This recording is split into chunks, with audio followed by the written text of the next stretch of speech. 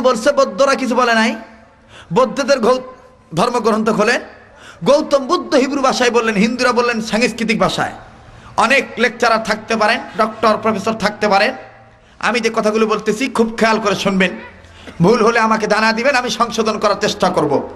আমার ভাইরা, গৌতম বুদ্ধ ডাক দিয়ে বললেন, পৃথিবীর মানুষ, ধর্ম যদি মানতে হয়, ওই ধর্মের পক্ষে আমি লাল ছালু গায়ে দিয়া টাক্কু মাথা হয়ে ধ্যানমগ্ন অবস্থায় সাধনা করে যা বুঝলাম, যা পাইলাম তা বললাম। কি বললাম?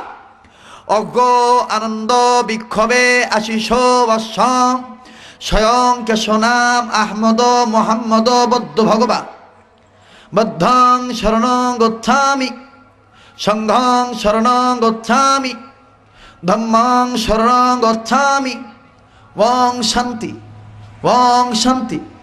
পৃথিবীর মানুষ, ইহকালে পরকালে নাজাত শান্তি মুক্তি যদি পেতে চাও, ওই ব্যক্তির জীবন আদর্শ মেনে নাও যে ব্যক্তিকে তার ভগবান আহমদ নাম দিয়ে দুনিয়াতে পাঠাবে, আর ব্যক্তিটা দুনিয়াতে সে মোহাম্মদ হইয়া এক আল্লাহর পক্ষে প্রচার করে দিবে।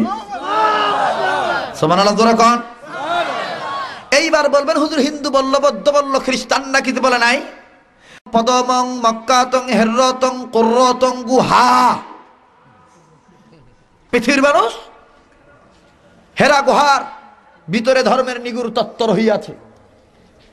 আমি বলে গেলাম, ওই ধর্মের পক্ষে স্বীকৃতি প্রদান করে গেলাম, যেই ধর্মে গায়ের গোশত খাওয়া হালাল মনে করা হয়, এবং যেই ধর্মের ধারক বাহক মক্কার হেরা গুহায় ধ্যানমগ্ন অবস্থায় বসে থাকবে, আর তার আল্লাহ তার উপরে মানবতার সফলতার চাবিকাঠি হিসাবে 30 পারা কোরআন নাজিল করে দিবে।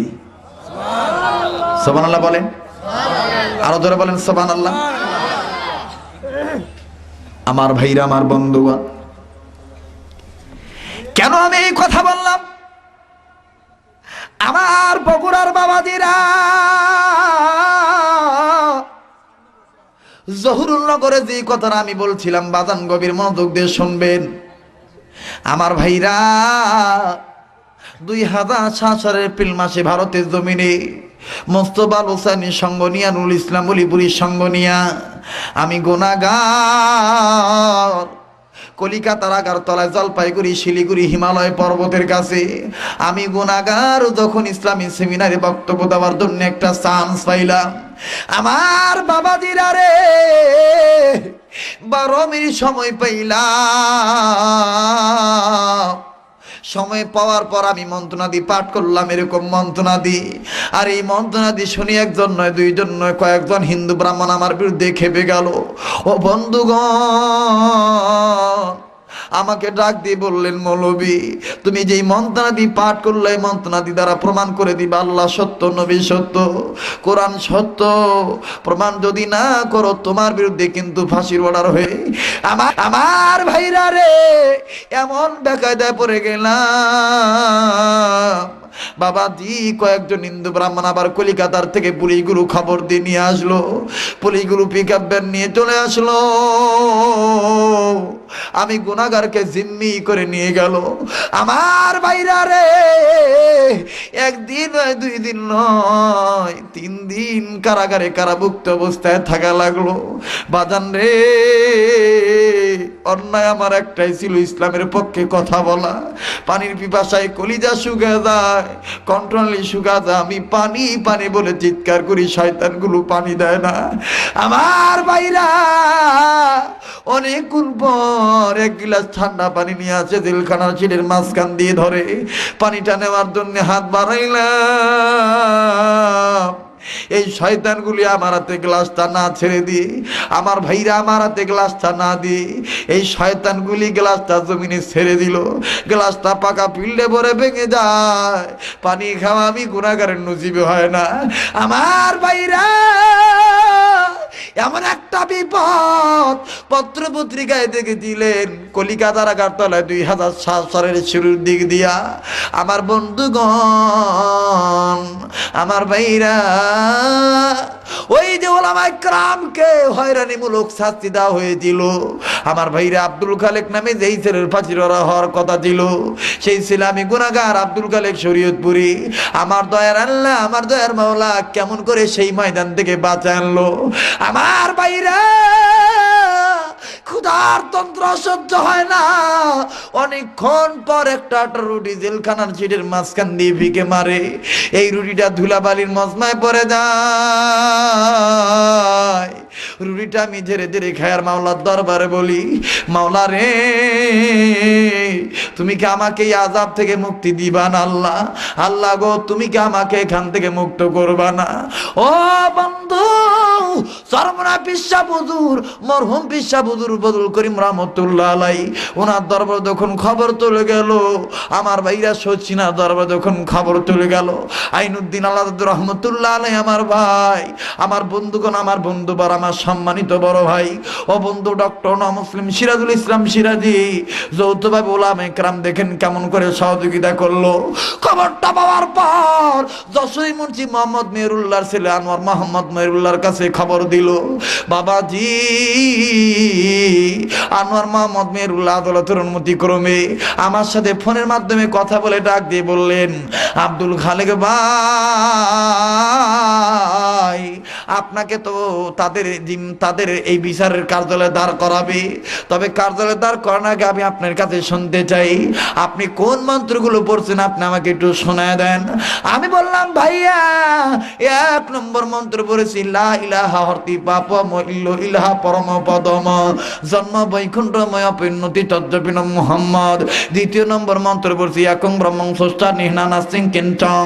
এবার বললো 3 নম্বর মন্ত্র বললাম, আমি 3 নম্বর মন্ত্র বললাম মদ দরিতা দরিতা নমস্ত নমস্ত প্রণাম প্রণাম মদ দরিতা দরিতা। এবার বললো 4 নম্বর মন্ত্র বলো। 4 নম্বর মন্ত্র বললাম হুতার মিন্দ্র মহাসুরিন্দা মহাসুরিন্দা ওয়াল্লাহ মিল্লাম দস্তঙ্গিল্ল ইলাহা। আমার ভাইরা রে 5ম নম্বর মন্ত্র যখন বলে দিলাম, আনোয়ার মোহাম্মদ মেহেরুল্লাহ ডাক দিয়ে বললেন, আব্দুল খালেক ভাই কি বলবো ভাইয়া, আমার বাবা মুন্সি মোহাম্মদ মেহেরুল্লাহ হক কথা বলার কারণে আমার বাবাকে কলিকাতার হিন্দুরা বাতির সাথে বিষ খাওয়া মেরে ফেলে দিয়েছে।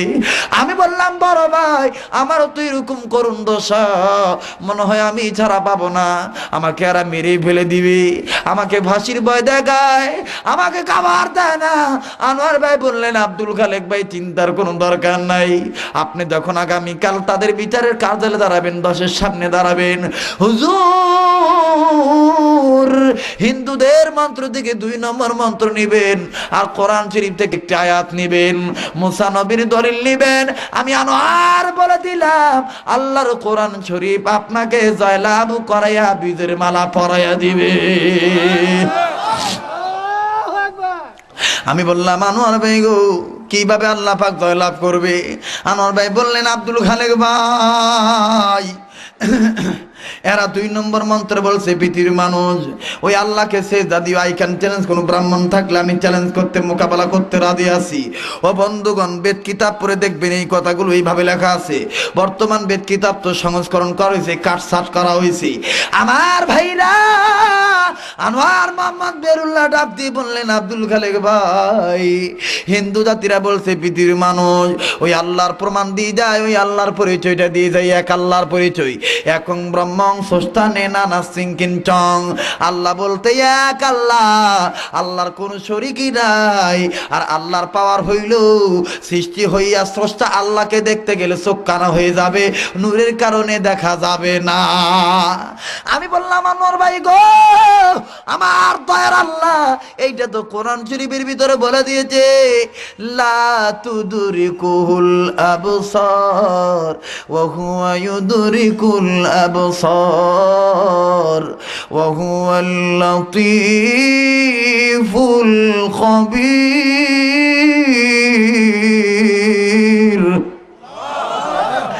আমার ভাই বললেন, আব্দুল খালেক ভাই এই আয়াতটা আপনি নিবেন আর ওই 2 নম্বর মন্ত্র নিবেন, মুসা নবীর দলিল নিবেন, দেখবেন আপনি যা লাভ করবেন। এবার পরের দিন আদালতের কাঠগড়ায় দাঁড়াইলাম। 1952 সনে বেদ কিতাব আনা হলো। উকিল মহোদয় জিজ্ঞাসা করলেন, মৌলবি প্রমাণ করো। আমি বললাম, জনাব বেদ কিতাব খোলা হলো।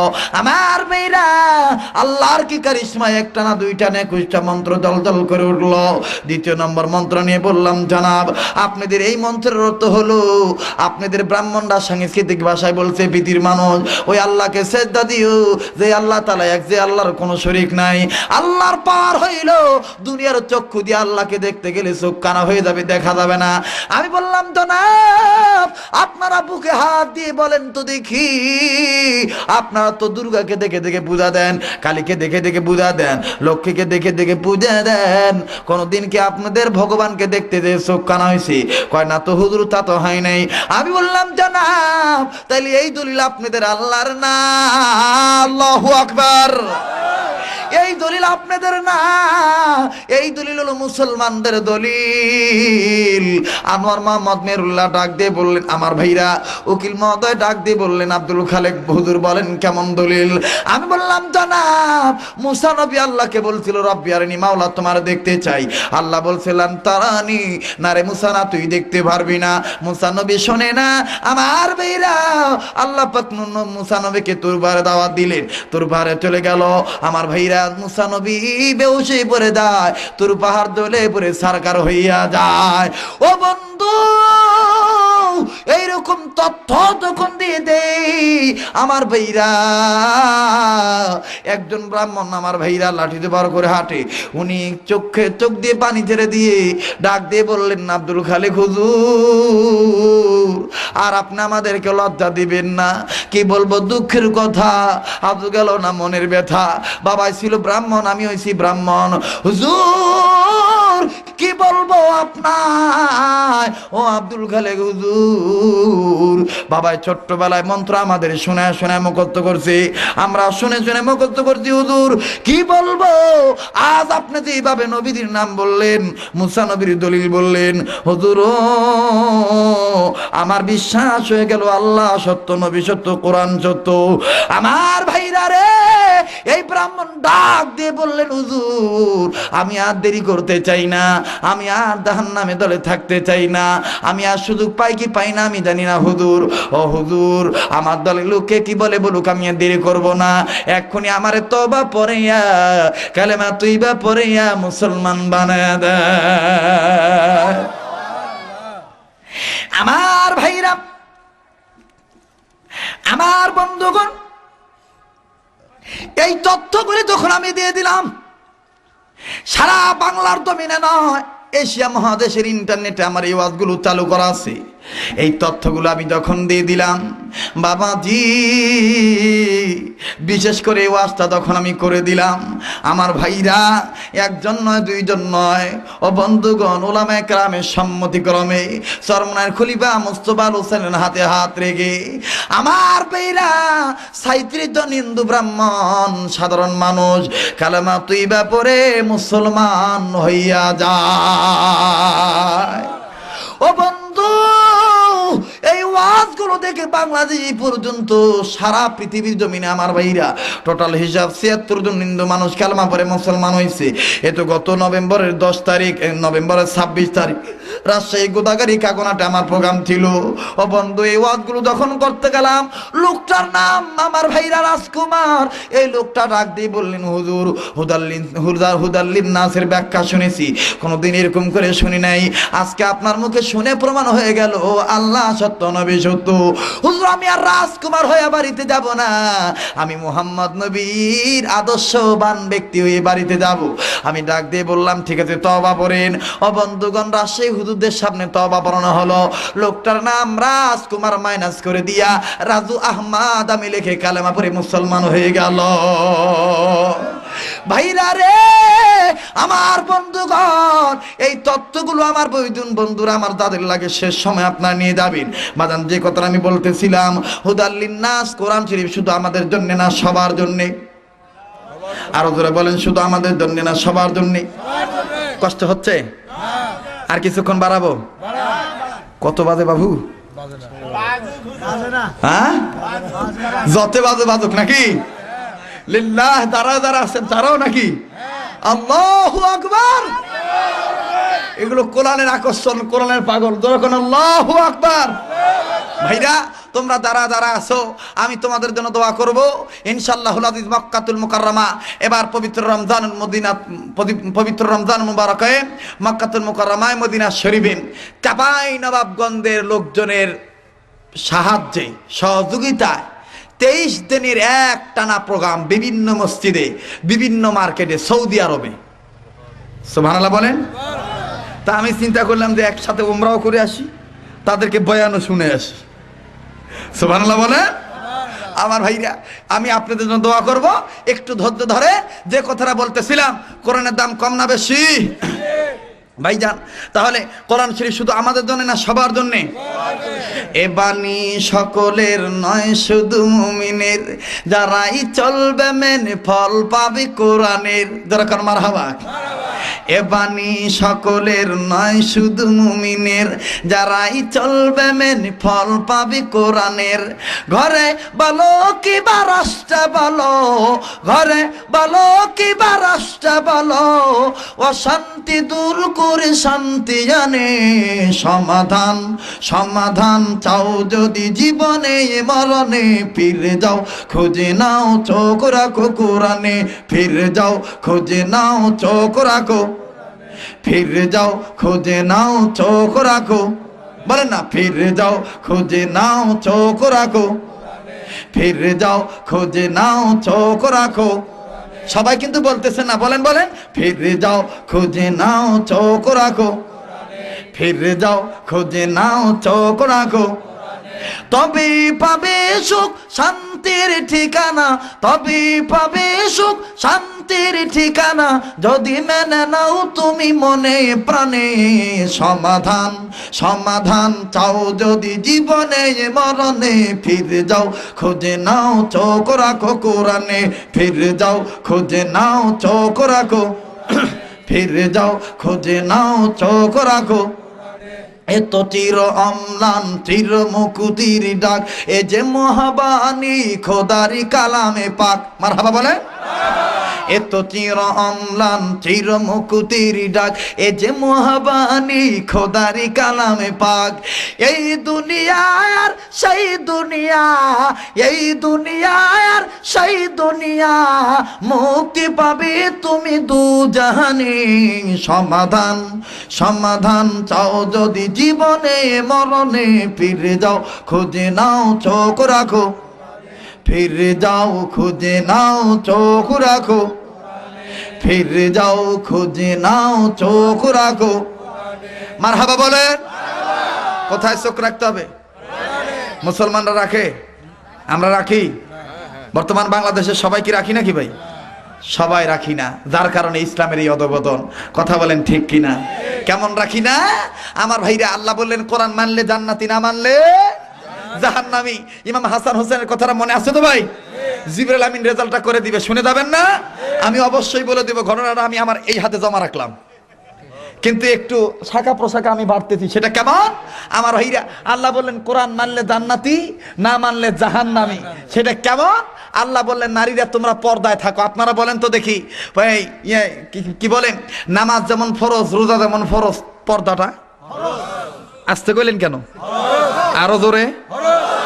ধনীদের জন্য হজ করা, যাকাত দেওয়া ফরজ। মুসলমানদের জন্য কোরআন পড়া, ইকরা বিসমি রাব্বিকাল্লাযী খালাক। আল্লাহু আকবার বলে। মুসলমানদের জন্য, প্রতিটি মুসলমানের জন্য কোরআন পড়া ফরজ। বুঝে পড়ুক আর না বুঝে পড়ুক, কোরআন পড়া ফরজ। এরপরে যদি বুঝে আইন মানা ফরজ, আর যদি না বুঝে বোঝা ফরজ। কথা বলেন ঠিক কিনা? যদি না জানে জানা ফরজ। আল্লাহু আকবার বলে আমার ভাইরা। কিন্তু দেখেন আল্লাহ পাক বলেন নারীরা পর্দার ভিতরে থাকো। নারীরা পর্দা থাকে? জোরে কর না কেন? থাকে রে ভাই। থাকে তো থাকে না। দেখবেন ওই যে কি আর বলি, বাপ রে বাপ, আমার বাংলাদেশে যে কয়েকদিন আগে ভাই একটা দিবস গেল না রে ভাই। ওটা কি দিবস ভাই? বিশ্ব আন্তর্জাতিক লুচ্চা দিবস, ভালোবাসা দিবস। কথা বলেন ঠিক না বে ঠিক? ইরে বাপ রে বাপ। রাজশাহী বিশ্ববিদ্যালয়ে গেছি ভাই দেখার জন্য। মগার কোলের উপরে মগি হইয়া রইছে। মগায় চীনা বাদাম খুইলা খুইলা দেয়, মগি কুটকুট কুটকুট করে খায়। আর মগায় কয় খাও সখী খাও। মগি আবার নিচের তেন খায় আর কয় I love you, very very love you. মগায় আবার কয় I am too too too too too too too. ভাই গো, খুব মজার ব্যাপার, খারাপ লাগতেছে। ওরে বাপ রে বাপ, আল্লাহ বলছেন নারীরা পর্দা থাকো, কিন্তু দেখেন আমি তো মনে করি ভাই বর্তমান আমার দেশে এই ইফটিজিং বৃদ্ধি হওয়ার 1 নম্বর কারণ হলো নারীদের বেপরদা। কথা বলেন, জোরে বলেন, ঠিক না ব্যাঠি? বর্তমান এই আমার দেশে ইফটিজিং বৃদ্ধি হওয়ার 1 নম্বর কারণ হলো নারীদের অশ্লীলতা, বেপরদা, বেহায়াপনা, নির্লজ্জতা। কথা বলেন, ঠিক না ব্যাঠি? বাপরে, আল্লাহ বলেন পর্দা থাকো, আর এই বেটিরা বর্তমান পর্দা থাকে না ভাই। বর্তমান এই বেটিরা দেখেন, বেটি দেখেন পর্দা না থাকে, আরে বাপরে বাপ, এখন আর কি কই, ডিজিটাল আলট্রা মডার্ন যুগ। এই মেয়েরা দেখবেন বোরকাটা এখন পরে না ভাই। আগের যুগে দেখছি আমার মা বোনেরা খুব ঘন্টাটা লম্বা করে দিছে, কিন্তু বর্তমানে এখন এই বেটিরা ঘন্টাটা কেমন করে লম্বা দেয় জানেন? এই এই এই এইরকম দেয়। কথা বলেন, কথা বলেন, কথা বলেন, কথা বলেন, এইরকম দেয় ভাই। কি আর কই, আস্তাগফিরুল্লাহ, নাউযুবিল্লাহ। এই বেটি দেখবেন আমার ভাইরা আবার হাই হিল জুতা পরছে, জুতাটা আবার হাই হিল। যেই রোডে হাঁটে রোডটার নাম আবার হাই রোড। এই বেটি আবার যখন হাই হিল জুতা পরে তখন আবার যুবকগুলো আবার কয় বাপরে, বেটি যখন পরছে হাই হিল জুতা আর রোডে হাঁটতেছে হাই রোডে, তাইলে আমি আবার কেন চুপ থাকি? তখন কয় হাই। কথা বলেন, কথা বলেন, কথা বলেন আমার ভাইরা। তো আমি যে কথাটা বলতে চাচ্ছি সেটি হলো এই বাদান রে, তার মানে আমার বাংলাদেশে বিশ্ববিদ্যালয় বর্তমান নজর করে দেখবেন কি আর কই বাজান, বর্তমান বিশ্ববিদ্যালয় আর বিশ্ববিদ্যালয় নাই, কুকর্মের কারণে বেশ্যাবিদ্যালয় হয়ে গেছে। শিক্ষাঙ্গনে দিকে রে ভাই দেখো না চোখ মেলিয়া, ছাত্ররা সব বই ছেড়ে আছে শুধু পিরিতি লইয়া। শিক্ষাঙ্গনের দিকে রে ভাই দেখো না চোখ মেলিয়া, ছাত্ররা সব বই ছেড়ে আছে শুধু প্রেম লইয়া। অস্ত্র যত সঙ্গের সাথী, অস্ত্র যত সঙ্গের সাথী, হইতে মাস্তান ওরা শিক্ষিত শয়তান, ওরা। আস্তে কোন কেউ শুনবে আর যখন না, ওরা শিক্ষিত শয়তান, ওরা বলেন, ওরা শিক্ষিত শয়তান, ওরা কি শয়তান? এক একটা আয়ো পাস, বায়ো পাস, মেট্রিক পাস, টেট্রিক পাস। বাপ যদি বেটিক ডাকে মা, বেটি ও মা, মাম্মি এদিকে আসো, বেটি তখন এখন আলট্রা মডার্ন ডিজিটাল শিক্ষিত হওয়ার কারণে কয় হাই ড্যাডি এসছি তো। কথা বলে, এগুলো হলো শিক্ষিত? হ্যাঁ, কয় হাই ড্যাডি এসছি তো, ওর থোতা দিয়ে আব্বা ডাক বাইর হয় না, আব্বা আসছি তো। ভাইজান কি কন, এরা কি শয়তান? শিক্ষিত শয়তান। গ্রুপ গেল একটা, 2 নম্বর গ্রুপ বলবো? ভয় পাচ্ছেন নাকি আপনারা? ভাই না হয় আমাকে আর জীবনে বগুড়া আইনেন না ভাই, কিন্তু আজকে তো চান্স পাইছি, আজকে তো বলবো নাকি কন। বহু দূর থেকে আসছি দাদা। কালকে আমার গতকালকে প্রোগ্রাম ছিল সাতক্ষীরা, সুন্দরবন, শ্যামনগর থানা। আগামীকালকে প্রোগ্রাম হলো আমার ভাইরা, আমার বন্ধুগণ, আগামীকালকে প্রোগ্রাম হলো জামালপুর। এ বাবা, এই বাবা গাড়ি এলে এমনি সরবে বাপ, তোমার বিশৃঙ্খলা করা লাগবে না, এটা গন্ডগোল হয়ে যাবে। আমার দিক থাকো, কি করবে জনগণ, কিভাবে খেদাইবা? এরা তো কোরআনের আকর্ষণ হইতে হইতে। কথাগণ ঠিক না ব্যাঠি? আজি লিল্লাহ তাকবীর, নারে তাকবীর। এই রিপন ভাই রাস্তাত মাহফিল করে নাকি ভাই? বসে না, বসলে দেখবেন আবার কোথা জায়গা আছে তা থাক। যে আমার যে কথাটা শোনে আমার ভাইরা, গ্রুপ নম্বর 2 বলবো? বলবো? পীরগিরিয়ার মাজার পূজা চলছে দেশটা জুড়িয়া, সেরেক বেদত ভান্ডামিতে আমার দেশটা গেল ভরিয়া। কথা বলে, ইরি বাপরে বাপ, শরীরের কাছে যাওয়া জানা পাড়া ছাগলের মতন গোদায়। গাঁজা খাইতে খাইতে মুস লাল হয়ে গেছে ভাই, গাঁজা খায়। আর দেখবেন আমি তো চিন্তা করে বাঁচি না, যাদের মুস লম্বা হয় এরা মুড়ি খায় কিভাবে? যাদের মুস লম্বা হয় ভাই, এদের 3টা জিনিস খাইতে খুব অসুবিধা। 1 নম্বর হলো দই, 2 নম্বর হলো পাকাম, 3 নম্বর হলো মুড়ি। আমি রবীন্দ্রনাথ ঠাকুরের বাড়িতে যাইয়া আমি প্রশ্ন করলাম ওনার আত্মীয় স্বজনকে যে আপনাদের রবীন্দ্রনাথ ঠাকুর মুড়ি খাইছে কেমনে? হুজুর ওনার বউ আছিল কয়েকটা, তো ওনার বউরা মুস উঁচা করে ধরতো আর উনি মুড়ি চাবাইতো। ভাইজান, তা আমি চিন্তা করে বাঁচি না, তাদের মুস লম্বা, এরা যে তিনটা জিনিস কিভাবে খায় আল্লাহ ভালো জানে বাবা। বাইরে ভাই দেখবেন এই শয়তানগুলো গাঁজা খায়, আর এইরকম করে গাঁজার কলকি ডলে, আর এরকম করে ইয়া খা যা তো দিলতে ভর যা হামকো লে যা আস পার কালা যা যায়। আর দেখবেন লম্বা লম্বা চুল রাখছে, আর এরকম করে কয় অনেক কেউ পানে নাং বজতে তোমার নিনার কেনাং তুমি কাউনে না গো গান দে কাউনে আমার বাংলা নাং হে কথা বলেন, কথা বলেন। এরকম ভণ্ড আছে না, মহিলাদেরকে মুরিদ বানায়। ওরে বাবা, মহিলা আবার ঠেকটি টিপার কয় দয়াল মোর স্বামী মোক ভাত দেয় না, দল কয় তো স্বামী না দেখ আমি দিমু। কথা কন, কথা কন। এই ভণ্ড পীরের গালে গালে জুতা মারো। আস্তে কন কেন, ভয় পান নাকি মিয়া? তোরা কন ভণ্ড পীরের গালে গালে জুতা মারো, ভণ্ড পীরের গালে গালে, ভণ্ড পীরের গালে গালে। ইয়ে বাবা, কত বাঘ, দেওয়ান বাঘ, রাজার বাঘ, এরপরে খালি ওরে বাপরে বাপ, পিসাবের টাইটেল রে ভাই, অমুক খাউজানি, সুলকানি, দাউদ, একদিনা, পাঁচরা, এরপরে আর কি ওটা আরো, মানে ওই যে কি কয় ওটা, মানে এই সুতিকা, মানে যা আছে সব বেড়া মর গাও। লাস্টে দেখবেন নিচে দিয়ে কবে অমুক কুত্তা শাহ, বেয়াদব কোথাকার। এই তুই কোথায় পাইছস রে এত এত এত টাইটেল? কথা বলে। বিশ্ব নবীর একটা পরিচয়, ইমামুল মুরসালিন, খাতামুন নবীন, রাহমাতুল লিল আলামিন, নবী মুহাম্মদ রাসূলুল্লাহ সাল্লাল্লাহু আলাইহি সাল্লাম। কথা বলেন ঠিক কিনা? এই শয়তানগুলো বলেছে ইসলামী আন্দোলন করা হারাম, আমি বলেছি এদের কাছে মুরিদ হওয়া হারাম, এদের কাছে মুরিদ হলে এনজিও খাচ্চেলদের দালাল হওয়া লাগবে। কথা বলেন ঠিক না বলি? আমার দেশে কিছু পীর আছে, এদেরকে চালায় বাইরের রাষ্ট্ররা। কথা বলেন। এদের দেখবেন মাদ্রাসা, এদের দেখবেন অট্টালিকা, লক্ষ লক্ষ কোটি কোটি টাকা ব্যয় করে দিবে, কিন্তু বাদাম দ্বারা ইসলামী আন্দোলন করবে তাদের পক্ষে আর কেউ দিবে না। কথা বলে। যার কারণে এরা বড় বড় ফতুয়া দেয়। এই শয়তানদের কাছ থেকে হুঁশিয়ার থাকবেন। গ্রুপ গেল কয়টা? জোর বলেন কয়টা? 3 নম্বর গ্রুপ বলবো। আমার ভাইরা, যদি এই হক কথা বলতে না পারেন, ও হুজুর হায়রে কি আর কব ভাই, বর্তমান সমাজের ফেতনা। ভাই আপনি আওয়ামী লীগ করেন, বিএনপি করেন, জামাত করেন, এটা আপনার ব্যক্তিগত ব্যাপার, এটা আমার কোনো ব্যক্তিগত ব্যাপার না, কারণ রাজনীতি দলে একজনের একটা থাকতেই পারে। কিন্তু আমি বলতেছি কোনটা, কোরআন হাদিস তো করা বাপদাদার কিতাব না ভাই। কথা বলে। কোরআনে যা আছে সেটা বলা মুমিনদের কর্তব্য, নাকি কন?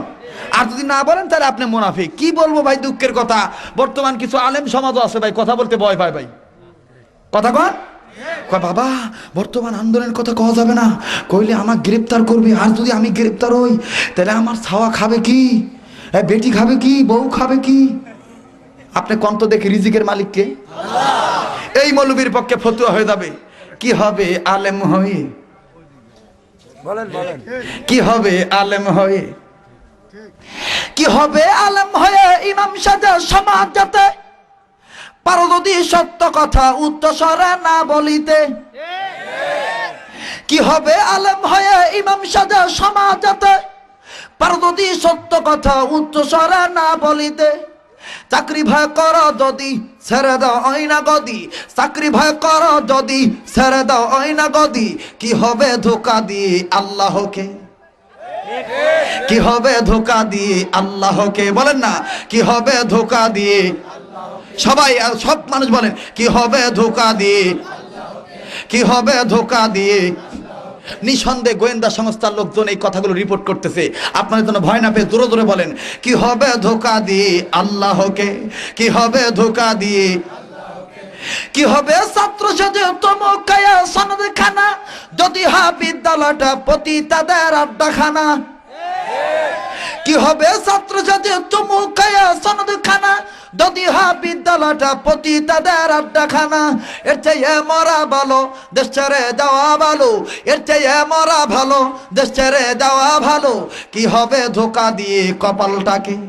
কি হবে ধোকা দিয়ে বিবেকটাকে, কি হবে বেঁচে থেকে, কি হবে বেঁচে থেকে অযথা বিদ্যা শিখে যদি না গড়তে পারো শোষণবিহীন সমাজটাকে। বলেন না, যদি না গড়তে পারো শোষণবিহীন, কি হবে বেঁচে থেকে? বলেন, কি হবে বেঁচে থেকে, কি হবে বেঁচে থেকে, কি হবে বেঁচে থেকে? মারহাবা কর।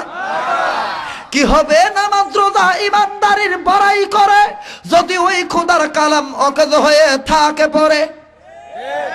মসজিদের কোণে বসে যত করো কষে আছেন একদল, সমাজে ফেতনা বেড়ে গেছে, এই মৌলবি লম্বা একটা ভাগরি মাথা দিয়ে মসজিদের কোণাত বসে কয়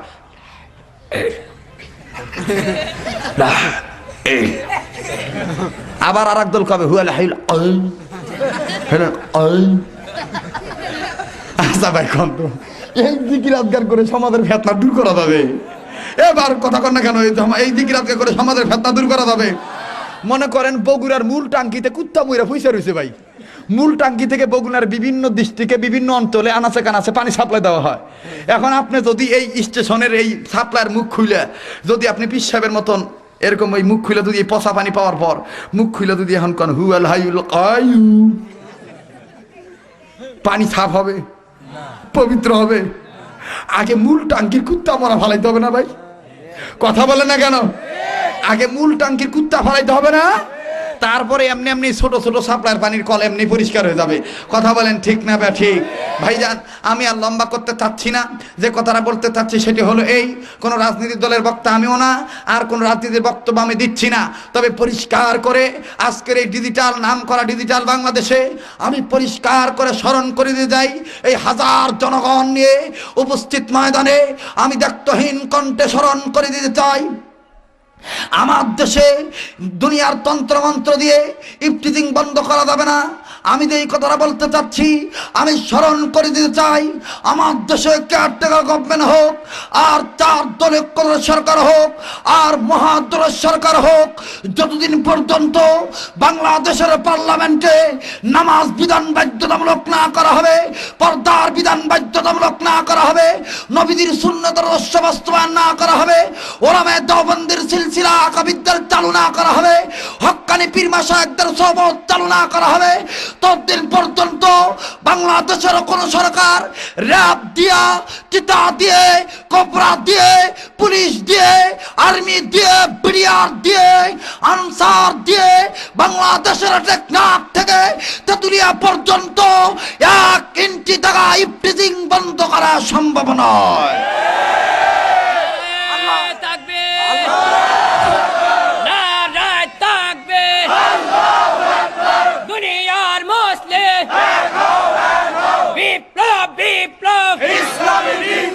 আমার নেতা তোমার নেতা আল কোরআনের আলো সাথে জালো নারায়ে তাকবীর। মনে কষ্ট নিলেন? আমি কোন দলকে টার্গেট করে বললাম?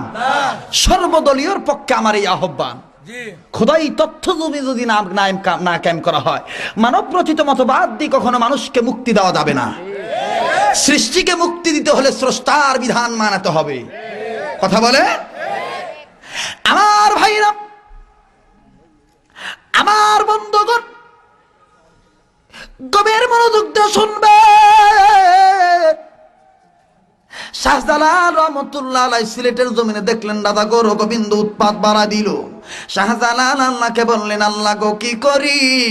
আমার আল্লাহ ডাক দিয়ে বললেন, শাহজালাল তুমি ইসলামের পক্ষে কিবলামুখী হইয়া আযান দাও, আমি রব্বুল আলামিন বাতিলের আলো নিবাইয়া দেই, ইসলামের আলো জ্বালা দেই।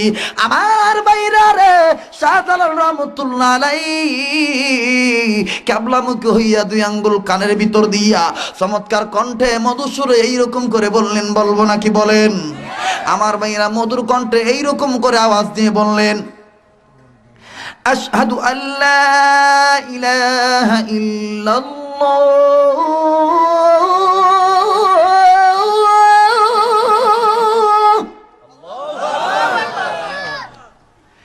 আশহাদু আল্লা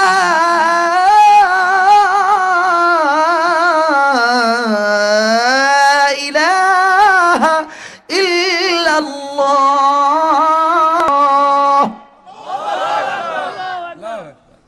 এরকম আজান হয় না ভাই? রেডিও খুলবেন, দেখবেন কারি উবাইদুল্লাহ সাহেব কি সুন্দর মানুষকে নামাজের দিকে এরকম সুন্দর কণ্ঠে আহ্বান করে বলবে, হাইয়া আলাস সালাহ,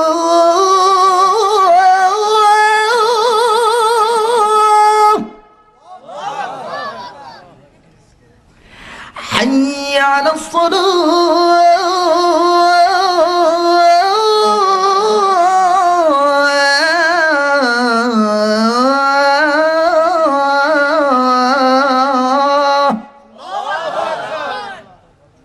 অনেকে কয় হুজুর এটা তো মক্কা মদিনার আজান। আসলে কিন্তু এটা মক্কা মদিনার আজান না ভাই, এটা হলো রেডিওর আজান, বাংলাদেশি আজান। তাহলে মক্কা মদিনার আজান কোথায় পাবে? আপনি টেলিভিশন খুলবেন আসরের সময়। কোন সময়? দেখবেন রেডিও খুললে কারি উবাইদুল্লাহ সাহেব কি সুন্দর করে বলবেন, আল্লাহু আকবার, আল্লাহু আকবার, আল্লাহু আকবার,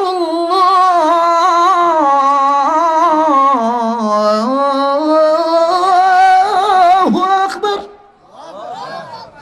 আর টেলিভিশন খুলবেন, দেখবেন মক্কা মদিনার সুরে কি সুন্দর মিষ্টি সুরে সংক্ষিপ্তভাবে এইরকম করে সুন্দরভাবে বলবে, আল্লাহু আকবার, আল্লাহু আকবার, আল্লাহু আকবার, আল্লাহু আকবার, আশহাদু আল্লা ইলাহা ইল্লাল্লাহ, আশহাদু আল্লা ইলাহা ইল্লাল্লাহ। মারহাবা বলেন তো। শাহজালাল এরকম করে আজান দিয়ে দিলে আর রাজা গৌর গোবিন্দের বিল্ডিং এর ইটা একটা একটা করে খুলে খুলে গেল। জোরে কোন সুবহানাল্লাহ। অতএব এখন আমাদের সব সময় আল্লাহর কাছে দোয়া করতে হবে, আল্লাহ গো তুমি আমাদেরকে ওই পথে চালায়ও যেই পথে শাহজালাল চলেছে, যেই পথে মরহুম সরমনায় হুজুর চলেছে, যেই পথে পিসাব সরসিনার চলেছেন, যেই পথে ফুরফুরার চলেছেন, যেই পথে ওলামাই দেওবন্দির সিলসিলার আকাবিররা চলেছেন, অর্থাৎ হক পথে আল্লাহ হক তরিকায় তুমি আমাদেরকে চলায়ও, যেই পথে চললে তুমি খুশি, তোমার হাবিব খুশি। কথা বলেন ঠিক কিনা? এখন আল্লাহর কাছে বলতে হবে, তাদের পথে তাদের মতে কবুল করুন আল্লাহ, রহম করুন। সবাই বলবেন রহম করুন আল্লাহ, কবুল। সবাই কিন্তু বললেন না ভাই, আল্লাহর কাছে দোয়া করেন, আল্লাহ কবুল করবে। কবুল করুন আল্লাহ, রহম, জোরে রহম করুন আল্লাহ, কবুল করুন। এই ওলি আল্লাহর বাংলাদেশ, এই শহীদ গাজীর বাংলাদেশ, রহম করুন আল্লাহ, কবুল করুন। হে রহম করুন আল্লাহ, কবুল করুন। এই শাহজালালের বাংলাদেশ, শাহপরানের বাংলাদেশ, মারহাবা কোন? এই শাহজালালের বাংলাদেশ, শাহপরানের বাংলাদেশ, তাদের পথে তাদের মতে কবুল করুন আল্লাহ, রহম করুন। হে কবুল করুন আল্লাহ, রহম করুন। এই চরমনায়ের বাংলাদেশ, পুরারি বাংলাদেশ, মারহাবা কোন? এই চরমনায়ের বাংলাদেশ, পুরারি বাংলাদেশ, এই সরসিনারি বাংলাদেশ, ইসলামী কর্মীদের বাংলাদেশ, তাদের পথে কবুল করুন আল্লাহ, রহম করুন। হ্যাঁ কবুল করুন আল্লাহ, রহম করুন। লা ইলাহা ইল্লাল্লাহ, জোরে লা ইলাহা ইল্লাল্লাহ, লা ইল্লাল্লাহ, লা ইলাহা ইল্লাল্লাহ, লা ইলাহা একজন জবান বন্ধ রাখবেন না, এখন আমি ইম্পর্টেন্ট তথ্য বলতেছি। লা ইলাহা, জোরে লা ইলাহা ইল্লাল্লাহ, লা ইলাহা,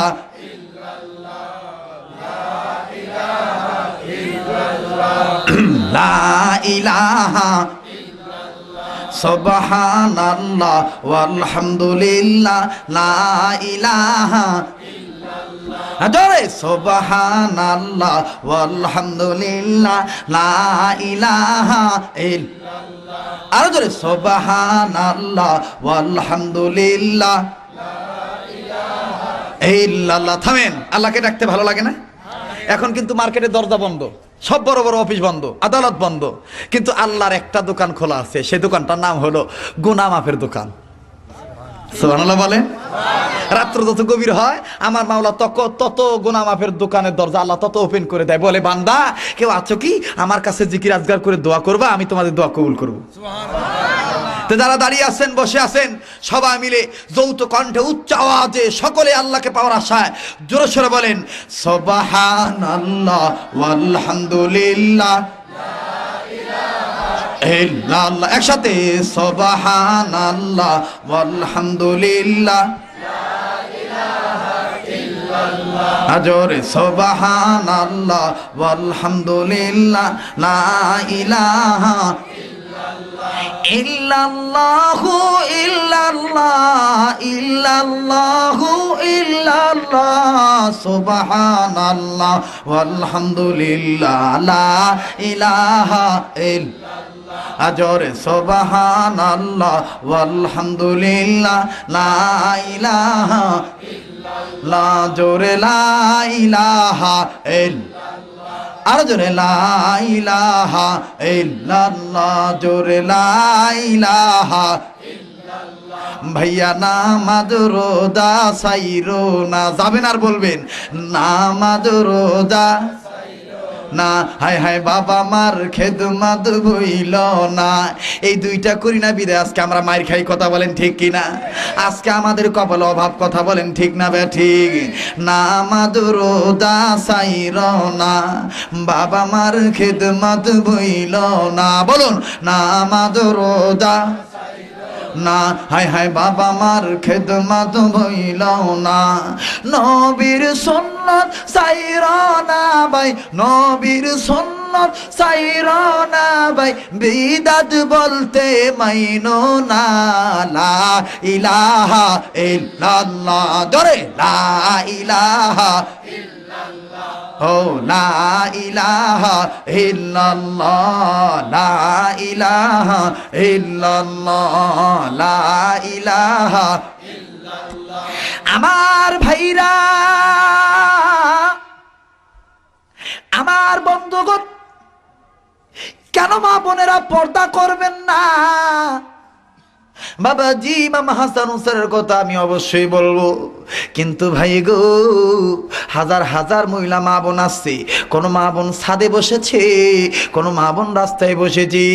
ও বগুড়ার মা বোনেরা, জানি না আর কোনোদিন আমি আসতে পারবো কিনা আমি জানি না, তোমরা যারা আমাকে টিভির পর্দায় দেখেছো, স্যাটেলাইটের মাধ্যমে, ইন্টারনেটের মাধ্যমে, ডিশ এন্টিনার মাধ্যমে, মা গো আমি সেই শরীয়তপুরে তোমাদেরকে বলে দিই, মা তোমরা যদি ভালো হইয়া যাও, তোমাদের পেট থেকে আবার জন্ম নেবে শাহজালাল, কথা বলেন ঠিক না বেঠি? ভাইয়া মা বোনেরা কেন ভালো হবেন না? আমার আল্লাহ রাব্বুল আমিন 10 জন পুরুষকে জান্নাতের টিকিট দিল, এখন দিলটা নরম করে দিবেন, আল্লাহ 5 জন মহিলাকে জান্নাতের টিকিট দিল, 10 জন পুরুষ আশারে মুবাশশারা, আর 5 জন মহিলাকে আল্লাহ জান্নাত দিকে দিল। আমার ভাইরা, আমার এই বইটার ভিতরে আজব আজব তথ্য আছে, আমি আজকে এই বইটা প্রেস থেকে বের করেছি বাদান, বহু খাটাখাটনি করে কিতাবটা আমি লিখেছি। ও বন্ধুগণ, পিপিলিকে কেমন করে জান্নাতে যায়, মাছি কেমন করে জান্নাতে যায়, কোন কাজটা করার কারণে জান্নাতে যায়, আমি কথাগুলি তথ্যগুলি এই জায়গায় দিয়ে দিলাম। কিন্তু বাদান রে, পাঁচজন মহিলাকে আল্লাহ জান্নাতের টিকিট দিল। মহিলাদের পক্ষে মস্তুরতের একটি আলোচনা করি। আমি কোরআন মানলে জান্নাতি, না মানলে জাহান্নামী। আমি মা বোনদের খেদমতে একটু আরজ করার পর আবার ফিরে আসতেছি ইমাম হাসান হোসেনের কথায়।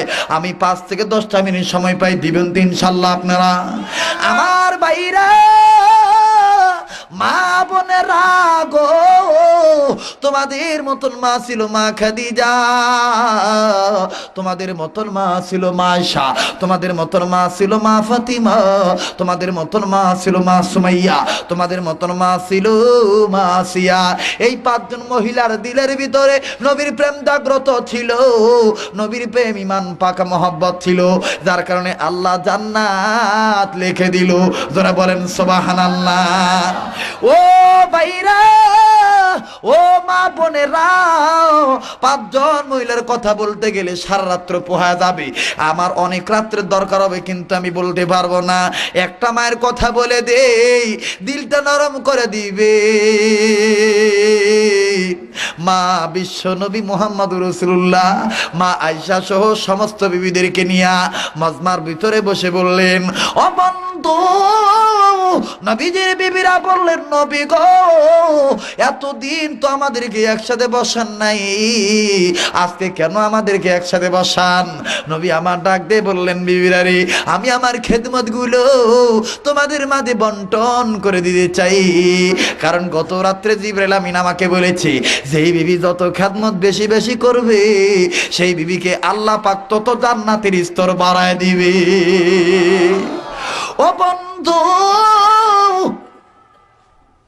সুন্নত মেনে নবীকে পাওয়া যায়, বিদআত মেনে নবীকে পাওয়া যায় না। শিরিক থেকে তওবা করলে আল্লাহকে পাওয়া যায়, শিরিক করে আল্লাহকে পাওয়া যায় না। কথা বলেন ঠিক না ঠিক? মা আয়েশা রাদিয়াল্লাহু তাআলা আনহা চুপ করে বসে আছে।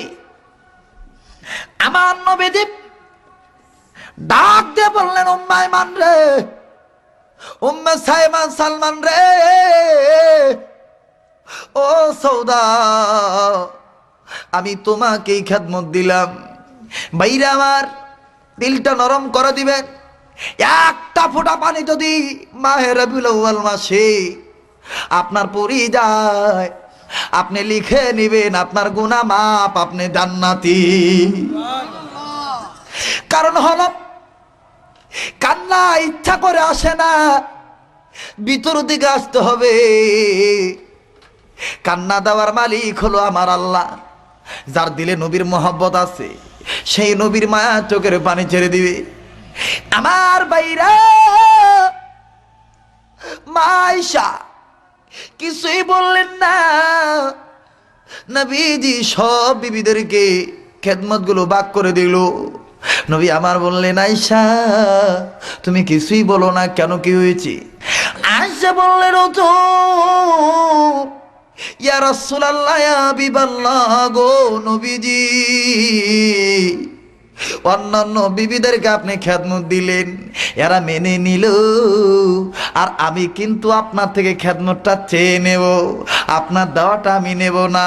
আমার মন যেটা চাই সেইটা দিতে হবে। নবী বললেন, আয়েশা কোন খেদমত চাও? আয়েশা ডাক দিয়ে বললেন, হুজুর আমি আপনার গোসল করানোর খেদমতটা নেব। নবী বললেন, আয়েশা রে, কেন আমার গোসল করানোর খেদমতটা তুমি নিবা?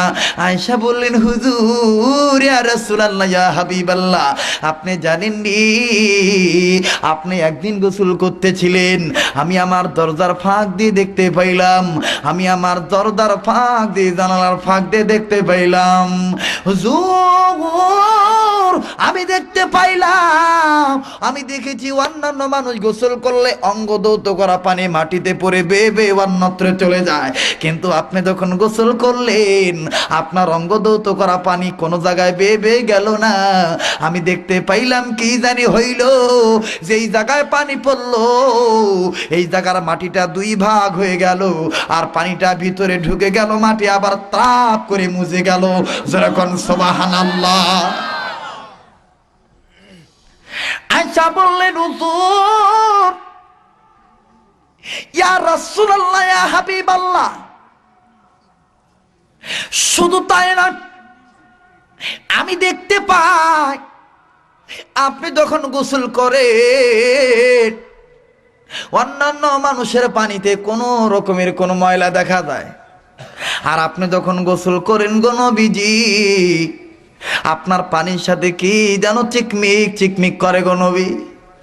আর এই চিকমিক পানিটা ভিতরে ঢুকে বলল। আজব একটা তথ্য আমি হাদিস থেকে দিয়ে দিলাম, বাস্তব জীবনে বহু শুনছেন বাজান। দেখেন নবীদের মুজিজা দেখেন আমার ভাইরা। নবীদি বললেন আয়েশা রে এইটা কি জাননি? আয়েশা বললেন হুজুর জানতে চাই। নবী আমার বললেন আয়েশা পয়গম্বররা পবিত্র, এদের অঙ্গ প্রত্যঙ্গ পবিত্র, এরা যে পানি ঢালে এটাও পবিত্র, যেই মাটিতে পড়ে মাটি পবিত্র। ও আয়েশা শুনে নাও, শুনে নাও, আমাকে যেই ক্ষমতা আল্লাহ দিয়েছে অন্যান্য পয়গম্বরদেরকে আল্লাহ সেই ক্ষমতা দেয় নাই। আয়েশা রে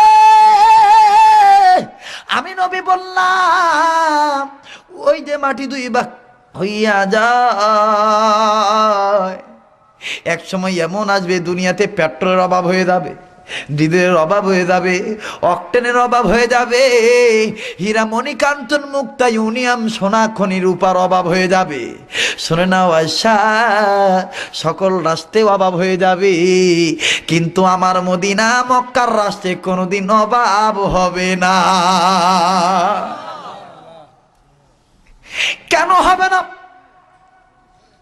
আমার অঙ্গ দৌত করা পানি মদিনার মাটির নিচে জমা হয়ে রয়েছে, এগুলো আল্লাহ পাক নিয়ামত বাড়া দিল। বাবাজি মা আয়েশা বললেন হুজুর গো এই জন্য আমি আপনার গোসলের খেদমতটা নেব। নবী বললেন যাও আমি তোমার দিয়ে দিলাম। ও মা আপনারা খুব খেয়াল করে শুনবেন। এবার পরের দিন সকালবেলা আমার নবীকে নিয়ে মা আয়েশা গোসল করার জন্য যখন রওনা হলো, ও বন্ধুগণ বগুড়ার বাবাদিরা মা বোনেরা গভীর মনোযোগ দিয়ে শুনবেন। মা আয়েশা নবী মুহাম্মদকে লইয়া হাঁটি হাঁটি পা পা করে রকম রওনা হয়ে গেল। আমার নবীজি উঁচু জায়গায় বসে গোসল করে, জলচকের উপর বসে গোসল করতেছে বাজান। আমার নবীজি আয়েশাকে বললেন হুজুর গো, আয়েশাকে বললেন উম্মুল মুমিনিন আয়েশা তুমি আমার এই জায়গায় একটু ডলে দাও। আমার নবীজির গর্দানে যখন মা আয়েশা ডলতে গেল, আমার মেয়েরা নবীজি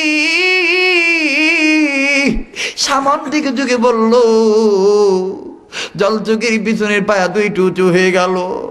বাজান রে মা আয়েশা রাদিয়াল্লাহু তাআলা না নবীজির খেদমত করতে পাইয়া খুব খুশি। মা আয়েশার নিজের দিকে কোনো খেয়াল নাই। ভাইরা রে আমার বন্ধুগণ বিশ্ব নবী নিজের দিকে তখন একটু যুগে বললো, পায়া দুটো উঁচু হয়ে গেল।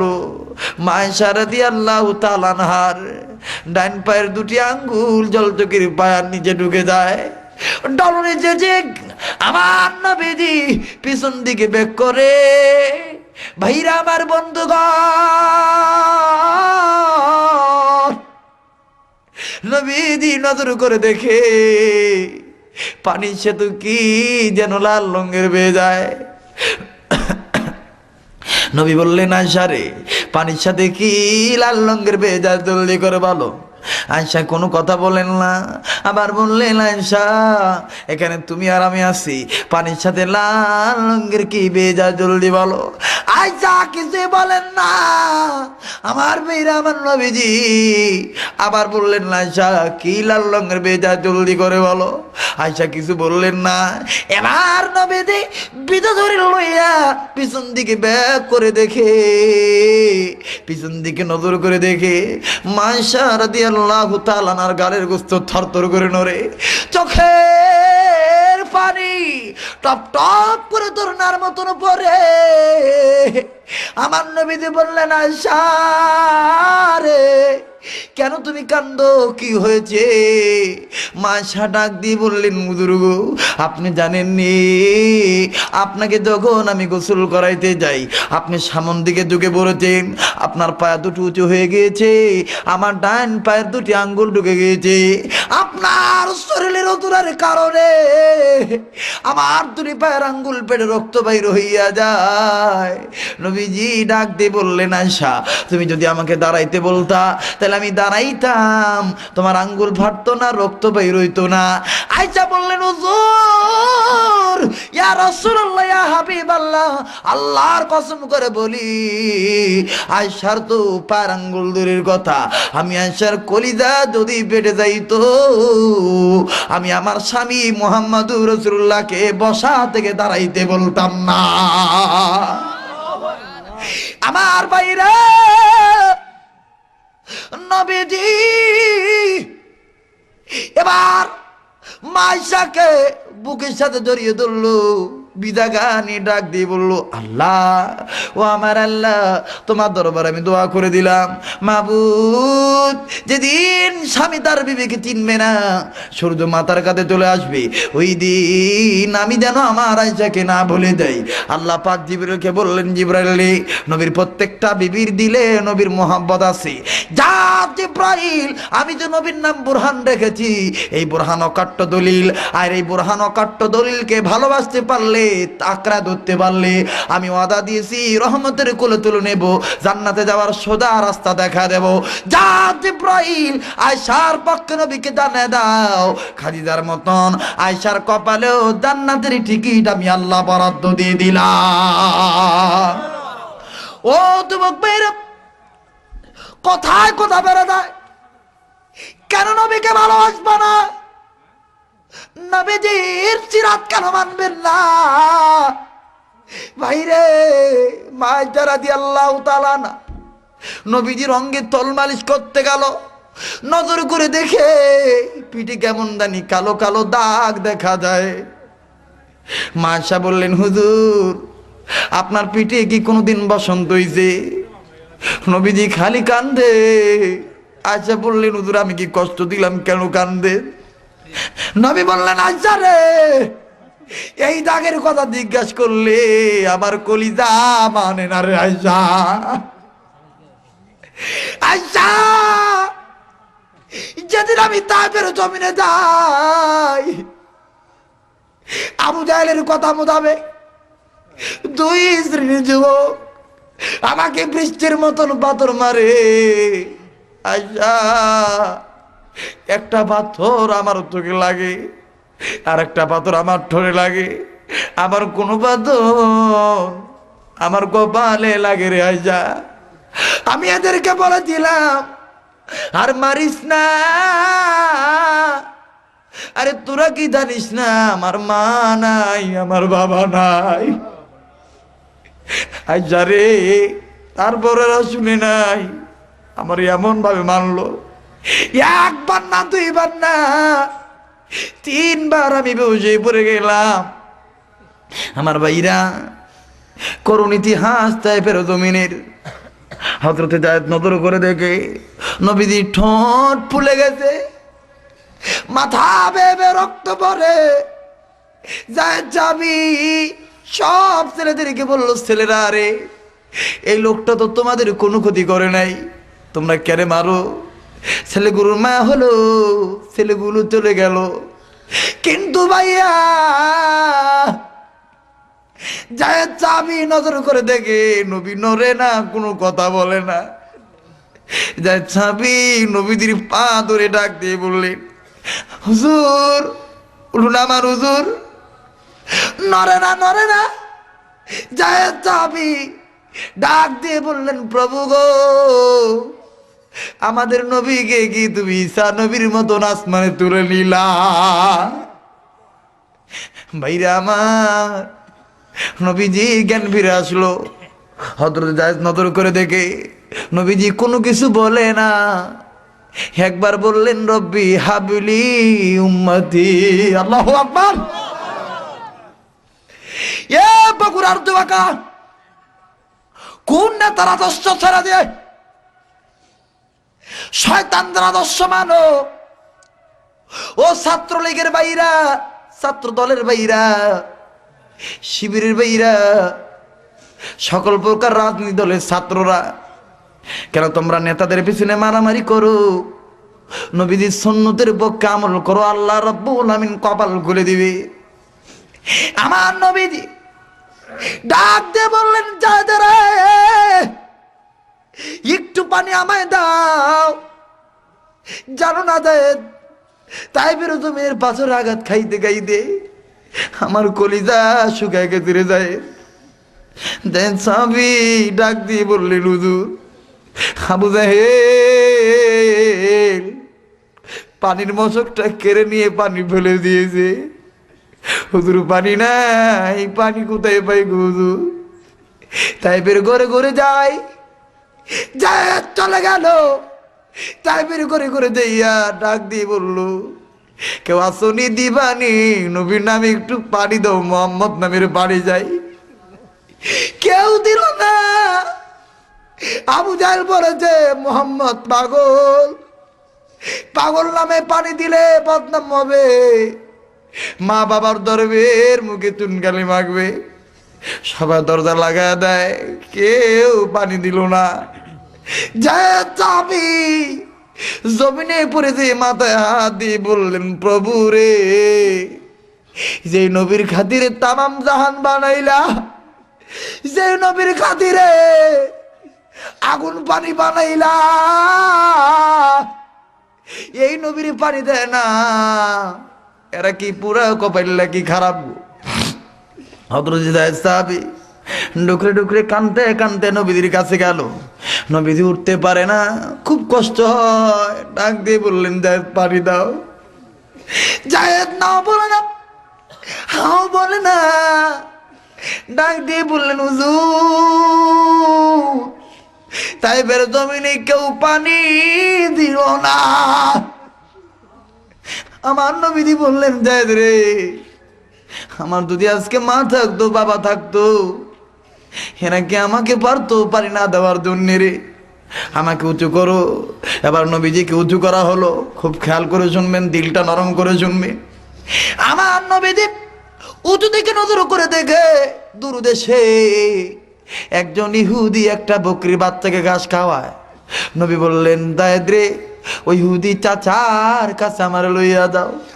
ইহুদি চাচার কাছে না হলো। আমার নবীজি সংক্ষিপ্ত আকারে বলে, লম্বা কাহিনী, রাত্র গভীর হইয়া যায়। নবীজি ইহুদির কাছে যে বললেন, চাচা আমার মা নেই, বাবা নাই, আমাকে মেরে দেখেন কি করে দিয়েছে চাচা। আমি আপনার দরবার আসছি একটা অনুমতি নেওয়ার জন্য চাচা। আপনি যদি অনুমতি দেন, এই বকরির কাছ থেকে আমি একটু দুধ পান করে খাবো। ইহুদি রেগে গেলেন, ডাক দিয়ে বললেন, মুহাম্মদ তুমি পাগল, তোমাকে মেরেছে ভালো করেছে। বলে, কেন আমি পাগল, আমি কি করলাম? আমার ভাইরা ডাক দিয়ে বললেন, মুহাম্মদ তুমি যদি পাগল না হও, যেই বকরি এখনো বাচ্চা দেয় নাই, এই বকরি কি করে দুধ দিবে? ইহুদিকে নবী আমার ডাক দিয়ে বললেন, চাচা দি অনুমতি যদি দিয়ে দেন, আমি দেখাই দিই আল্লাহ কেমন করে পারে। আমার মেয়েরা ইহুদি বললেন, মুহাম্মদ যদি না পারে তোমার কিন্তু পীরের চামড়া আমি থব না। হযরত জায়েদ খাপ করে নবীর হাত ধরে বললেন, হুজুর লাগবে না অনুমতি হুজুর, ইহুদি ভালো না, আপনারা তো কম মারে না এরা। আবার যদি মারে, আপনি যদি মরে যান, কাকে রসুল রসুল বলে ডাকবো? আমার নবীজি বললেন, জায়েদ রে, আল্লাহর কাছে দোয়া করো, দেখো আল্লাহ পাক কি পারে। আমার ভাইরা নবীজি চুপ করে বসে বললেন, ডাক দিয়ে বললেন, আয় বকরি, তুই আয় আমার কাছে।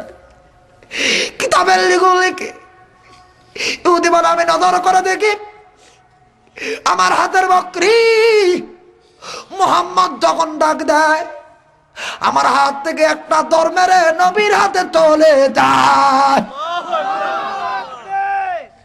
শুনে নাও, শুনে নাও আমার ভাইরা, নবীজি ইহুদি বকরি পিঠে হাত দিয়ে বললেন, বিসমিল্লাহ। রহমানির রহিম। ডাক দিয়ে বললেন বকরি রে, আর আমার চিনে না আমি কে, তুই কিন্তু চিনো। আমি আর পারি না, আমি একটু দুধ দে রে বকরি। আমার মেয়েরা বকরি মুহূর্তের ভিতরে আসমানের দিকে নজর করে মানুষের বাসায় জবান খুলে গেল, ডাক দিয়ে বললেন প্রভু গো, তাই বাসি চিনেনি রহমাতুল লিল আলামিন, আমি কিন্তু চিনি আল্লাহ, আমার দুধ দেওয়ার ক্ষমতা নাই, আমি তোমার কাছে বলতেছি তোমার হাবিবের কলিজা ঠান্ডা করার সুযোগ দিয়ে দাও, তাম রক্তগুলি দুধ বানাইয়া আমার কচি বানের ফুটা দিয়ে তুমি বাহির করে দাও, রহমাতুল লিল আলামিনের কলিজা ঠান্ডা করে দাও। আরে বকরি হইয়া চিনিল, উম্মত হইয়া চিনলাম না, ও পুরা কপাইল্লা মুসলমানেরা। এবার ইহুদি এই দৃশ্য দেখে নবীদের দুটি কদম ধরে বললেন তওবা পড়ায় দেন, আর তা পড়ায় দেন আমাদের লা ইলাহা ইল্লাল্লাহু মুহাম্মাদুর রাসূলুল্লাহ সাল্লাল্লাহু আলাইহি সাল্লাম। আমার বেইরা সেই মা আয়েশা রাদিয়াল্লাহু তাআলা আনহা ডাক দিয়ে বললেন নবী গো, এটা আপনার তায়েফের জমিনের আঘাত, কালো কালো দাগ। হুজুর আমি জানি আপনি যদি দোয়া করেন আল্লাহ পাক দোয়া কবুল করে, আপনি আল্লাহর কাছে বলেন না আল্লাহ গো আমার শাহে রব্বানা, তুমি আমার পিঠ থেকে কালো কালো দাগগুলো মুছায় দাও। হুজুর বললেন না আয়েশা, না আমি পারবো না। আয়েশা বললেন কেন? নবী বললেন আয়েশা তুমি কি জানো না আমি উম্মতের কান্ডার রহমতের ভান্ডার। বললেন হুজুর এই দাগ উম্মতের কোন কাজে লাগবে? হুজুর বললেন আয়েশা যেদিন হাসরের মাঠ কায়েম হয়ে যাবে আমার অনেক উম্মত গুনার কারণে জাহান্নামে চলে যাবে, এদের কেউ থাকবে না, আমি নবী সেই দিন সিজদায় পড়ে যাব আর আল্লাহকে ডাক দিয়ে বলবো প্রভু গো আমার একটা তায়েফের পাথরের আঘাতের দাগের বিনিময়ে কোটি কোটি উম্মতকে মাফ করে জান্নাত দিয়া দাও। আমার মেয়েরা এই নবীকে ভালোবাসতে কে কে রাজি আছেন? দুই হাত তুলে দেখান তো দেখি। আল্লাহ রাব্বুল আমিন কবুল করুক, জোরে কোন আমিন। সবাই একটু কালেমা পড়েন লা ইলাহা ইল্লাল্লাহ। আমার ভাইরা বিশ্বনবী নবী মুহাম্মদ রাসূলুল্লাহর প্রেম ভালোবাসা দেখেন। এবার ইমাম হোসেন ডাক দিয়ে বললেন না না গো, বলবো না, বাদ দেব, আজকে থাক, অন্যদিন। হ্যাঁ অনেক সময় হয়ে গেছে ভাই, প্রায় 2টার কাছাকাছি। ডাক ভাই আমার ভাইরা লিল্লাহে তাকবীর। ইমাম হাসান হোসেন ডাক দিয়ে বললেন না না আমাদের রেজাল্ট কি কেউ দিবে না? নবী বললেন তোমাদের রেজাল্ট দিবে হযরত জিবরাইল। সুবহানাল্লাহ বলে। এবার জিবরাইল আমিন হাজির হয়ে গেল। যে সংক্ষিপ্ত আকারে বলে দেই, জিবরাইল আমিন হাজির হয়ে ডাক দিয়ে বললেন হুজুর গো আপনি কেন ডাকছেন? নবী বললেন জিবরাইল রে আমার দুই নাতি প্রেম প্রীতি করেছে, প্রেমের ইন্টারভিউ, যার হাতের লেখা বেশ সুন্দর সেই নানা মুহাম্মদকে বেশি ভালোবাসে। জিবরাইল বললেন হুজুর এটা আমার ব্যাপার না, আমার হাতে দিয়ে দেন। জিবরাইল আমিন হাতে নিল। হুজুর বললেন জিবরাইল বলো। জিবরাইল ডাক দিয়ে বললেন হুজুর লেখা দেখার আগে ভেবেছিলাম বলতে পারবো, কিন্তু লেখা দেখার পরে বলি এটা দেখি জটিল একটা প্রশ্ন। নবী বললেন কেমন? কয় হুজুর দেখেন নজর করে আপনার বড় নাতি যেমনি মুহাম্মদ লেখছে, ছোট নাতিও তো তেমনই ভাবে মুহাম্মদ লেখছে। হুজুর হুজুর আমি আপনার দরবারে বলতে চাই এটা আমার দ্বারা সম্ভব না, আমি পারবো না। জিবরাইল আমিনকে নবী বললেন জিবরাইল তাহলে আমাদের দুই নাতির হাতের লেখার রেজাল্ট কে করে দিবি? জিবরাইল বললেন হুজুর গো চিন্তা করবেন না, দয়াল আল্লাহ রেজাল্ট দিয়ে দিবে। আল্লাহ পাক জিবরাইলকে বললেন জিবরাইল তুমি আমার দরবারে আসো। জিবরাইল আল্লাহর দরবারে চলে গেল। আল্লাহ বললেন জিবরাইল জান্নাতে চলে যাও, জান্নাতে 2টা প্লেট দেখবা, একটা প্লেটের গায়ে ইমাম হাসানের নাম লেখা দেখবা, আর একটা প্লেটের গায়ে ইমাম হোসেনের নাম লেখা দেখবা। এই 2টা প্লেট নিয়ে ইমাম হাসান হোসেনের সামনে দিবা। জান্নাতের ফলের বাগানে গার্ডেনে ঢুকবা। এই গার্ডেনে ঢুকে দেখবে একটা ফলের গায়ে লেখা আছে লা ইলাহা ইল্লাল্লাহু মুহাম্মাদুর রাসূলুল্লাহ সাল্লাল্লাহু আলাইহি সাল্লাম। এই ফলটা ছিড়বা। তারপরে জিবরাইল আবার দাবার রেস্টুরেন্টে যাইয়া দেখবা বাবুরসিদের কাছে অনেক অনেক ছুরিগুলো তাকে তাকে সাজানো আছে। একটা ছুরির গায়ে লেখা আছে বুরহানুম মির রাব্বিকুম একটা ছুরির গায়ে লেখা আছে অকাট্য দলিল রবের পক্ষ থেকে। ওই ছুরিটা নিবা, ওই ছুরি হলো আমার নবীর ছুরি। এই ছুরি নেওয়ার পর এই ফলের উপর ধরবা। তবে রে জিব্রাইল, এই ছুরিকে তুমি চাপ দিবা না, ফলটা দুই ভাগ হয়ে যাবে। এক ভাগ পড়বে হাসানের প্লেটে, আর এক ভাগ পড়বে হুসাইনের প্লেটে। আমি ঘটনাটা শেষ করার আগে একটা ওয়াদা আমি নেব। এই হাজার হাজার মানুষ দাঁড়ায় আছেন, বসে আছেন, আমার সাথে শেষ আখির মোনাজাত করে যাবেন তো আপনারা ইনশাল্লাহ?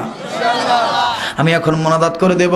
যে যেখানে দাঁড়িয়ে আছেন, বসে আছেন, সবাই সুন্দর করে সুন্দরভাবে থাকবেন, নড়াচড়া করবেন না। আমার বিশ্বাস নবীর ডায়লগ শুনে চোখের পানি ছেড়ে দিয়েছে। আজকের মোনাজাত আল্লাহ ফেরত দিব না। কথা বলেন ঠিক না ঠিক? আমার ভাইরা, আল্লাহ রাব্বুল আমিন ডাক দিয়ে বললেন, আমার বন্ধুগণ গভীর মনোযোগ দিয়ে শুনবেন। বন্ধু, আল্লাহ বললেন জিব্রাইল, এই ছুরির উপর আঘাত করবা না। আমি আল্লাহ হুকুম দিয়ে দেব, ছুরিটা দুই ভাগ হয়ে যাবে। এক ভাগ পড়বে ইমাম হাসানের প্লেটে, আর এক ভাগ পড়বে ইমাম হোসেনের প্লেটে। আর জিব্রাইল, যার ভাগটা বড় হবে, তার হাতের লেখা বেশ সুন্দর হবে, সেই নানা মুহাম্মদকে বেশি ভালোবাসবে। আমার ভাইরা জিবরাইল আমিন নবীকে বললেন, নবী আমার আবার হাসান হোসেনকে বললেন। হোসেন বললেন, না না, মানি না, মানবো না। নবী বললেন, কেন মানো না?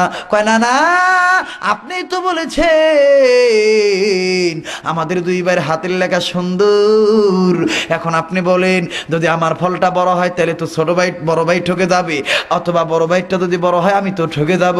মানি না, মানবো না। আল্লাহ বললেন, নবী গো, আপনার দুই না থেকে চোখ বন্ধ করতে বলেন, আমি আল্লাহ সুন্দর রেজাল্ট করে দেই। ও বন্ধু, আল্লাহ রাব্বুল আমিন এবার যখন দুই নাতি চক্ষু বন্ধ করে দিল, আল্লাহ পাক সুন্দর করে বলে দিলেন, আমি এখন বিচার করে দিলাম, কারণ ইমাম হাসান হোসেন কোরআন মেনে জান্নাতে হইছি।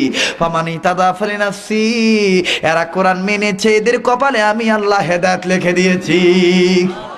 এ জিব্রাইল, এখন চোখ খুলতে বলো। চোখ খোলা হলো বাজান নে আমার।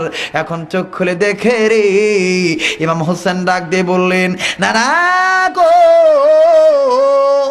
দেখছেন নি নানা, আল্লাহ বলেছে একজনেরটা বড় হবে, একজনেরটা ছোট হবে, কিন্তু নানা গো, দেখেন আমারটা যত বড়, আমার বড় ভাইটাও তত বড়। তার মানে কি, বিচার কি? আমার ভাইরা, আল্লাহ পাক ডাক দিয়ে বললেন, নবী গো, ইমাম হাসান ও কারবালার ময়দানে চক্রান্ত করে তাকে হত্যা করা হবে। হোসেনও হত্যা হয়ে যাবে, হোসেনকে মেরে ফেলে দিবে, একজনকে বিষ খাওয়াবে, আর একজনকে গলা কাটাবে। আমি ওয়াদা দিলাম, কারবালার ওয়াজ তো আপনার জীবন ভরা বহু ওলামায়ে কেরামের মুখে শুনছেন। আল্লাহ যদি কোনোদিন মুহররম মাস আমাকে বগুড়াতে আনে, আমি কারবালার নতুনত্ব তথ্য আপনাদেরকে শোনা দেব। আমার ভাইরা, আল্লাহ রাব্বুল আমিন আমাদের তৌফিক দান করুক, জোরে কোন আমিন। আমার বন্ধু, আল্লাহ পাক ডাক দিয়ে বললেন, নবী গো, আপনার ছোট নাতি আপনাকে যেমন ভালোবাসে, বড় নাতিও আপনাকে তেমন ভালোবাসে, কারণ আমি আল্লাহ ঘোষণা করে দিলাম, এরা দুই ভাই জান্নাতি যুবকদের সরদার। লা ইলাহা ইল্লাল্লাহ সানা ওয়া ইল্লাম তাগফির লানা ওয়া তারহামনা লানাকুনান্না মিনাল খাসিরিন। রব্বানা আতিনা في الدنيا حسنة وفي الآخرة حسنة وقنا عذاب النار رب ارحمهما كما ربياني صغيرا رب ارحمهما كما ربياني صغيرا اللهم بلغ صلاتنا وسلامنا وقيامنا وركوعنا وسجودنا إلى نور روضات المدينة مالك مالك আমি গুনাহগার, তোমার দরবারে গুনার বোঝা মাথায় নিয়ে হাত তুললাম আল্লাহ। হাজার হাজার লোক আল্লাহ গো জায়গা পায় নাই, এরা দাঁড়ায়া দাঁড়ায়া 3.5 ঘন্টার কাছাকাছি হয়ে গেল। একটা লোক মাথা নাড়ায় না, মশার কামড় দিকে লক্ষ্য করলো না। আল্লাহ তাআলা তোমার কোরআন কি মধুস্বরে শুনলো গো আল্লাহ। মাবুদ, ও মাবুদ, এই জায়গায় যারা যারা আইলু, আল্লাহ তাআলা এদের পা বাড়ায়া বাড়ায়া দাঁড়াইলু।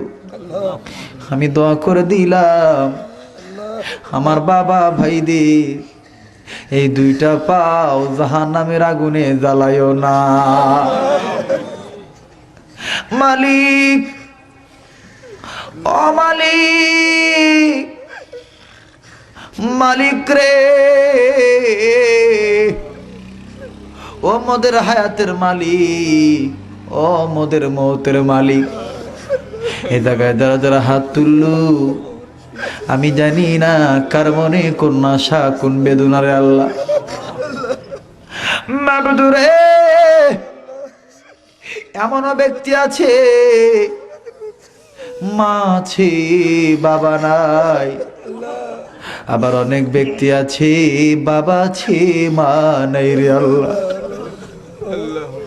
মাবুদ, আবারও এমনও ব্যক্তি আছে মাও নাই বাবাও নাই। আরে বগুড়ার বাইরা মা বোনেরা, মায়েরে কেমনে ভুলে যাও, মৌতের আজরাইল পাঠাইবা, ওই দিন দিও আমাদের জবানে জারি করে।